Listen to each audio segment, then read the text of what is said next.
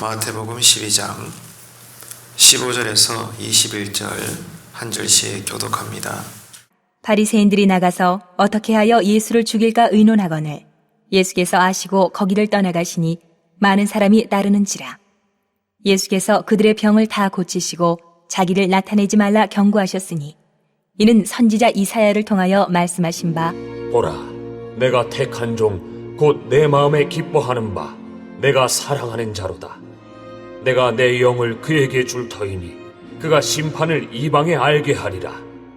그는 다투지도 아니하며 들레지도 아니하리니 아무도 길에서 그 소리를 듣지 못하리라. 상한 갈대를 꺾지 아니하며 꺼져가는 심지를 끄지 아니하기를 심판하여 이길 때까지 하리니 또한 이방들이 그의 이름을 발하리라. 함을 이루려 하심이니라. 지금 바리새인들은 예수님과 그 제자들이 율법에서 명하고 있는 이 안식일에 대한 규정을 어겼다는 이유로 예수님을 죽이려고 모의하기 시작을 했습니다. 그런데 오늘 본문의 증언에 따르면 예수님께서는 그것을 아셨다는 겁니다. 당연하죠. 하나님의 아들이시니까, 하나님의 본체시니까 모를 리가 없으시죠. 그런데 예수님께서는 그 사실을 아시고 어떻게 하셨는가가 오늘 우리에게 중요한 교훈이 된다는 것을 어제도 우리가 살펴봤습니다. 만약에 제가 예수님이라면 당장에 바리새인들과 예수님을 대적하고 반대하고 또 아주 사악하게도 예수님을 죽이려고 모의하는 저들을 가만히 놔두지는 않을 것 같습니다. 권세가 많으시니까, 온 우주를 지으신 창조자이시니까 그냥 말씀 한마디로 즉사시켜버리고 다 그 존재를 소멸해버리고 그렇게 할 것 같아요. 여러분도 아마 그렇지 않겠습니까? 예수님께서 나쁜 짓을 한 것도 아니고 성부 아버지 하나님의 뜻에 맞는 아주 선한 일을 행하셨는데 당돌하게도 사악하게도 저들이 나쁜 짓을 모략을 꾸미고 있으니 우리 같으면 당장에 하늘에 12영이 더 되는 군사를 데리고 오신다든지 굳이 그럴 필요 없이 말씀 한마디로 그냥 다 쓸어버리고 새로운 사람들을 만드신다거나 그렇게 하셔도 되죠. 그런데 오늘 성경의 가르침은 너무나 놀랍다라고 어제도 우리가 살펴봤습니다. 예수님께서 어떻게 반응하셨는가? 맞서지 않았습니다. 심지어 그들을 떠나셨습니다. 마치 누가 보면 예수님이 두려워한 것처럼, 저들이 무서워서 피한 것처럼 그렇게 전능하신 아버지 하나님의 아들 되신 분이 맞서지도 않고 꼬리를 내리고 그렇게 보이는 것처럼 그 자리를 비껴갔다 이겁니다. 15절에 이렇게 되어 있죠. 예수께서 아시고 그 길을 떠나가시니. 자, 어제도 우리가 말씀을 상고했지만 왜 그렇게 행동을 하셨을까요? 아직 예수님께서 이루셔야 될 사명이 남았기 때문에 그렇습니다. 사명이 남았어요. 예수님께서 이 땅에 왜 오셨느냐? 십자가에 달리시려고 인카네이션 하셨어요. 성육신 하셨다 그 말입니다. 십자가에 달려서 비참하게 하늘 아버지 하나님으로부터 버림을 당하여 죽으셔야 했기 때문에 이 땅의 핏덩이로 태어나시고 지금까지 살아오신 것이고 앞으로도 그 앞만 바라보고 걸어가셔야 했기 때문에 불필요한 충동을 피하신 겁니다. 오직 사명에만 집중하셨어요. 그래서 그 나머지 것들은 주님께서는 돌아보지 아니하시고 그 자리를 피하신 겁니다. 사명에 집중하시는 예수님의 모습을 우리는 지금 살펴볼 수가 있는 거예요. 이 땅에 수많은 교회들이 세워져 있죠. 큰 교회, 작은 교회, 도시교회, 시골교회, 모습은 다양합니다. 겉모양은 세상 건물들과 다르지 않을지 몰라도 교회는 명실공히 영적인 공동체요 그리스도의 몸된 처소입니다. 거룩하다 그 말이죠. 그런데 이 땅에 세워져 있는 동안 어떤 교회도 예외가 없이 교회들마다 다 시끄럽습니다. 갈등의 소리가 끊이지 않습니다. 왜 그럴까요? 많은 이유가 있겠지만 근본적으로 그 이유 중에 하나가 오늘 본문의 가르침인데 예수님처럼 사명에 집중하지 않기 때문입니다. 그렇기 때문에 시끄러운 거예요. 그렇기 때문에 갈등이 끊이지 않습니다. 그렇기 때문에 잡음이 멈추지 않는 거예요. 어느 교회도 마찬가지입니다. 사명에만 집중하지 않기 때문에 네가 잘났니, 내가 잘났니, 내가 오라, 네가 틀린 거야, 왜 이렇게 해, 왜 저렇게 해. 우리는 서로가 재판장이 되어서 어르렁거리는 것입니다. 나와 방법이 다르면 불편해하고 싫어하고 내 마음에 들고 내 감정에 맞으면은 동의하는 모습으로 교회에서 적당히 일을 함께하고, 그러다가 조금만 내가 상처를 받거나 내가 불편하거나 뭔가 좀 수가 틀려지게 되면은 그 자리를 비워버리고 모습을 보이지 않고 하나 되지 않는 모습들, 늘 이랬다가 저랬다가 올라갔다가 내려갔다가. 여러분 그렇지 않습니까? 어느 교회도 예외가 없어요. 다 똑같습니다. 그 이유가 뭐죠? 예수님처럼 사명에만 올곧게 집중하지 않기 때문에 불필요한 충돌을 피하지 않고 그 충돌을 내가 먼저 앞장서 가지고 너는 왜 그러는데 이렇게 되는 것입니다. 여러분, 우리도 생활하면서 그렇지 않습니까?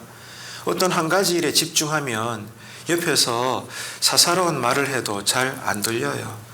어떤 일에 꽂히게 되고 그 일에 집중하게 되면 주변의 잡음들은 그 순간 잊어버리게 됩니다. 왜요? 거기에 지금 내 마음을 쏟아붓고 있기 때문에 그래요. 사명에 집중하게 되면 어떻게 될까요? 교회와 성도들이 사명에만 집중하게 되면 이렇게 됩니다. 하나님의 뜻을 찾아요. 사명을 따르니까.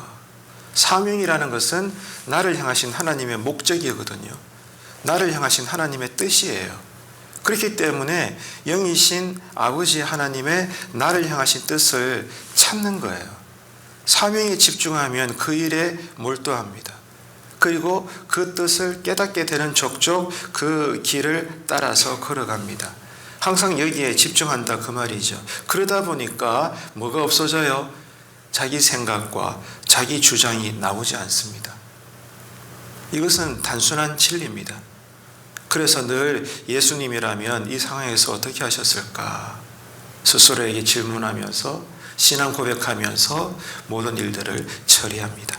가정에서도 직장에서도 교회에서도 어디에서나 내 위치가 어떠하며 내 사명이 무엇이며 지금 내가 해야 할 일이 어떤 것인가에 대해서 집중할 수 있는 그런 하나님 보시기에 성숙한 일꾼들로 이 하루를 살아내시기를 바랍니다. 본문 15절 하반절을 보십시오. 예수께서 그들의 병을 어떻게 하셨습니까? 다 고치시더라. 예수님은 메시아로서 아직 감당하셔야 될 사명이 많이 남아 계시기 때문에 바리새인들과 불필요한 충돌을 하지 아니하시고 피하시면서도 뭐 하셨다 말씀하고 있습니까? 그 와중에도 병고침을 바라고 찾아오는 불쌍한 사람들의 모든 필요들을 채워주고 계시는 모습을 보고 있습니다. 자, 불필요한 충돌은 예수님께서 피하시면서도 그 긴박한 상황 속에서도 굳이 일부러 멈춰가면서 하셨던 일은 사람들의 필요를 하나하나 채워주더라 그 말입니다. 안식일의 주인은 하나님이시여 안식일은 사람들을 위하여 하나님이 제정하신 것이기 때문에 안식일에 병을 고쳐주는 일은 정말로 하나님께서 원하시는 선한 행동입니다. 예수님은 당연히 하셔야 될 일을 하셨습니다. 그럼에도 불구하고 바리새인들은 사람이 만든 정통에 따라 율법을 문자적으로만 해석을 해서 안식일의 규범을 어겼다는 그 일 때문에 바리새인들을 더 자극을 해서 상황을 어렵게 만든다는 걸 예수님은 뻔히 아시면서도 잘 들으셔야 됩니다. 뻔히 아시면서도 내가 이렇게 행동하면 하나님의 뜻임에도 불구하고 그러나 저들은 불쾌하게 여기고 나를 공격할 것을 예수님은 어떻게 해요? 아시면서도 몰라서 그런 게 아니에요. 아시면서도 예수님은 병든 자들을 불쌍히 여기시고 개의치 않으시사 안식일에 여전히 선을 행하셨다 그 말입니다.